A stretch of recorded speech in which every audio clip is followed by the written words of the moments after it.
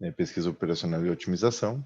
Aqui vai uma breve apresentação da disciplina, né, a ementa dela é classes de objetos, problemas NP completos, modelagem e problemas lineares e não lineares, programação inteira, método simplex, análise de sensibilidade e paradigmas de otimização. Então, a justificativa dessa disciplina existir, né, por que ela pode ser útil, é justamente porque vários problemas da área da engenharia são problemas complexos, né? Independente da engenharia, né, a gente sempre tem que resolver problemas complexos. E então, uma das coisas, um dos assuntos que a gente trabalha nessa disciplina é a capacidade de identificar a classe dos problemas. Então, dado determinados problemas, a gente tem que tentar identificar qual é a classe desse problema, e sabendo qual é a classe, a gente tem uma capacidade melhor de modelar esse problema. Tá? E aí, para modelar os problemas e resolver, a gente precisa conhecer alguns paradigmas de otimização, quando o problema é de otimização, que é os que a gente vai tratar aqui. Tá? E depois desenvolver soluções adequadas. Então, o conteúdo foi separado em 4 unidades, né? Unidade de introdução, é basicamente falar sobre essas classes de problemas, né? E a modelagem de problemas. A unidade 2, eu estou passando rápido aqui, porque vocês vão ter o documento depois oficial, né? O plano tem tudo mais detalhado, tá? Aqui é só um resumo. A unidade 2 é a parte de modelagem, e aí entram problemas lineares, não lineares, programação inteira, método simplex e análise de sensibilidade. Depois, a unidade 3, a gente vai trabalhar com heurísticas, especialmente utilizadas para otimização de problemas em rede. E, por último, meta-heurísticas para outros problemas de otimização. E essas meta-heurísticas, na verdade, são várias ferramentas meta-heurísticas que a gente vai ver, né? Então, alguns modelos são probabilísticos, outros populacionais, outros bioinspirados, outros têm mais de uma característica, né? Especialmente os bioinspirados acabam sendo populacionais, né? Também. Mas, enfim, como se dará a avaliação dessa disciplina? Tá? A avaliação, a nota final da disciplina vai ser composta por 2 avaliações, né? A primeira avaliação vai ser uma prova teórica sobre o conteúdo, né? De modelagem, programação linear, programação não linear, né? E até a parte de heurísticas. Então, vai ir até o módulo 3. Tá? E a segunda avaliação é um trabalho baseado no módulo 4, que a gente vai ver as meta-heurísticas. E aí vocês vão desenvolver, né, vão implementar uma meta-heurística para resolver um problema. Então, mais para frente, quando a gente for abordar o trabalho, eu passo mais informações sobre esse trabalho, sobre a implementação. E nessa disciplina a gente não vai utilizar a PF, né? Então, a média para aprovação tem que ser a nota superior, maior ou igual a 5, na verdade, e se for menor que 5, aí reprova e não tem PF. Tá? Bom, quanto às fases para a resolução de problemas, isso aqui ainda é um apanhado geral, mas já saindo do plano de ensino, né? A gente passa por determinadas fases para a resolução de problemas. A primeira é a definição do problema. Tá? Nessa fase são definidos os objetivos a serem atingidos, as variáveis envolvidas no problema, né, e as principais restrições. É comum que essa primeira definição do problema seja textual. Então, é dado um texto onde o problema é descrito e a gente tem que tentar extrair desse texto as características, separar em variáveis, saber qual é o objetivo. Né? Depois da gente identificar as características do modelo nesse texto inicial, a gente tem a construção do modelo matemático, especialmente para os primeiros casos de programação linear, não linear, né? É bem fácil identificar as variáveis envolvidas e o tipo de otimização. Né? O que, às vezes, dá mais trabalho é a gente criar um modelo matemático, equacionar, na verdade, o problema. A gente tem que transformar aquele problema textual em equações. Tá? Então, a escolha do modelo depende do tipo de problema a ser resolvido. Eu falei de alguns tipos aqui, algumas classes, né? Então depende de qual é o tipo, a gente tem que saber identificar para construir um modelo adequado. Daí os modelos matemáticos são mais utilizados quando a programação é inteira, problema de programação inteira, desculpa, problema de programação linear. Já a solução do modelo é encontrada a partir do modelo matemático e adaptado na resolução do problema. Tá? A validação do modelo é verificar se as soluções que a gente obteve com esse modelo, né, e tentando solucionar esse modelo, é condizente com o problema estudado. Então, às vezes, se o modelo está mal formulado, a gente identifica nessa fase de validação, ou se ele tem alguma restrição que a gente não levou em conta, né? E a implementação da solução, que é a última fase, né?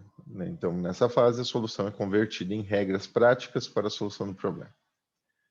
Bom, falamos muito em problemas, mas quais são essas classes de problemas, né?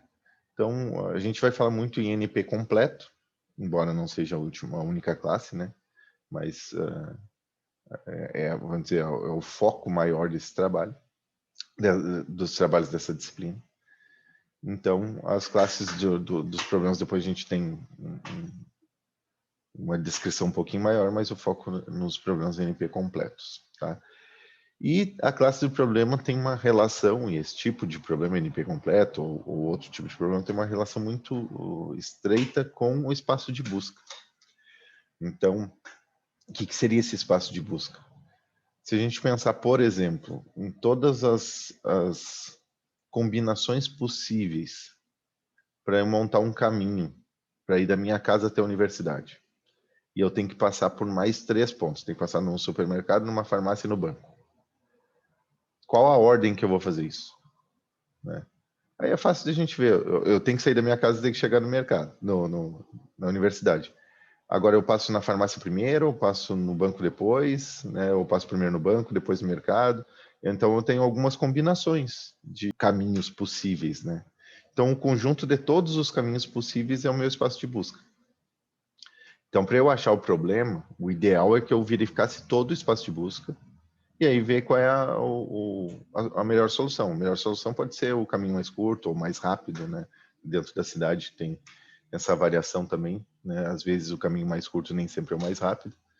Então a gente tem que definir qual é o objetivo, né? Se é chegar mais rápido ou gastar menos combustível, às vezes, né? Então, enfim, a gente pode ter algumas restrições do problema, né? Então pode não existir um caminho direto entre um ponto e outro, eu tenho que passar por um terceiro, né? Só para dar um exemplo. Mas aí o espaço de busca seriam todos os pontos possíveis. Só que isso cresce muito rápido. Se eu tiver poucas cidades, ou poucos pontos para passar na cidade, ou pegar um mapa maior e eu tiver que viajar entre cidades, tá? Aí eu tenho um problema de combinação de quais a ordem das cidades que eu vou ter que passar, e aí todas as ordens possíveis diferentes no meu espaço de busca. Mas se eu tiver cerca de 20 cidades, vocês já vão perceber que o problema tem um espaço de busca enorme. Quer dizer, ele sai de um problema de espaço de busca pequeno, só que ele cresce muito rápido conforme eu vou adicionando novos pontos. Tá? E isso torna praticamente impossível resolver problemas maiores de forma determinística. Né? Então, era só para dar um apanhado sobre espaço de busca, mas a gente vai ver isso com mais calma para frente. Né? Isso aqui é só um resumo. Tá? E por último, para a gente resolver os problemas, tem a parte da modelagem. E aí, como eu falei, depende do tipo de problema. Tá? A gente tem modelos de programação linear, tá? E um exemplo disso é na produção agrícola, por exemplo. A gente tem, pensando num exemplo, quando tem um fazendeiro, tem o terreno todo da fazenda dele, e ele produz 5 tipos de culturas diferentes, né, na fazenda dele. Quanto ele tem que produzir de cada uma para maximizar o lucro dele, por exemplo? Isso aí é um tipo de problema de programação linear. E às vezes a gente tem algumas restrições, vamos dizer, determinada cultura, por mais que não dê lucro, às vezes ele precisa, né? Então, outra cultura dá mais lucro. Aí no Mato Grosso, por exemplo, sei lá, soja, né? Praticamente todo grande fazendeiro produz soja. Provavelmente é mais lucrativo para ele. Mas às vezes ele precisa produzir outro grão, que não é soja, às vezes até para alimentar algum animal, ou porque ele tem um contrato com alguém e ele precisa entregar pelo menos uma quantidade mínima. Então, a gente vai colocando restrições no problema. E aí, de acordo com respeitando essas restrições do problema, a gente é capaz de dimensionar quanto ele tem que produzir de cada cultura para maximizar o lucro, né? É um problema até relativamente simples. Esses programas são lineares, geralmente são simples da gente pensar nele. Às vezes dá um probleminha para modelar, tá?